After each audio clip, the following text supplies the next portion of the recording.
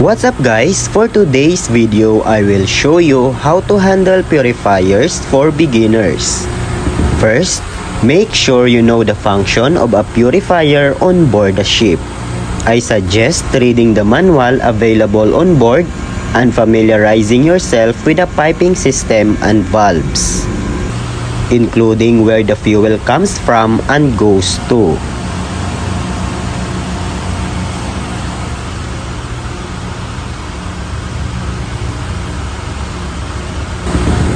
You will also need to know how to start and stop the purifier, reset and rectify alarms if triggered, and check and adjust parameters like pressure, temperature, and flow rate.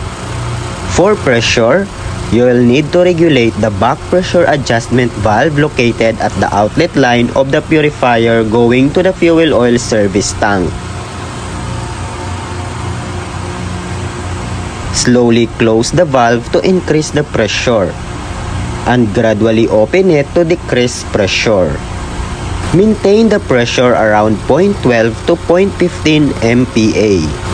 For flow rate, which is the quantity of fuel being purified in liters per hour, you'll need to calculate it to match the consumption of the main engine and auxiliary engine daily, so the fuel oil service tank does not overflow into the fuel oil settling tank.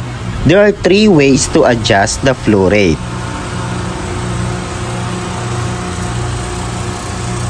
In the inlet valve, bypass valve, and circulation valve.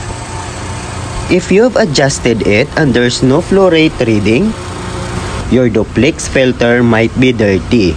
Change it over and clean the dirty one. For temperature, the separation temperature is based on the fuel analysis report. You can adjust it using the temperature controller or a steam inlet valve in the fuel oil purifier heater. Also check the vibration, which can caused by faulty bearings on either the horizontal or vertical shaft, or uneven accumulated sludge in the bowl. If that's case, stop the purifier and inspect it.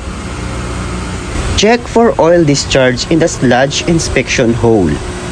Reminder, when opening the sludge inspection hole, slowly open it and make sure the purifier is not undergoing discharging operation to prevent sludge splashing on you. If water comes from the upper part, your temperature setting might be incorrect, or the gravity disc might not be suitable for the fuel you're using. You might need to replace it and use the nomogram to get the correct gravity disc size. If the oil discharge comes from the lower part, you might have a problem with the pilot valves, main seal ring, drain nozzle, or bowl O-rings.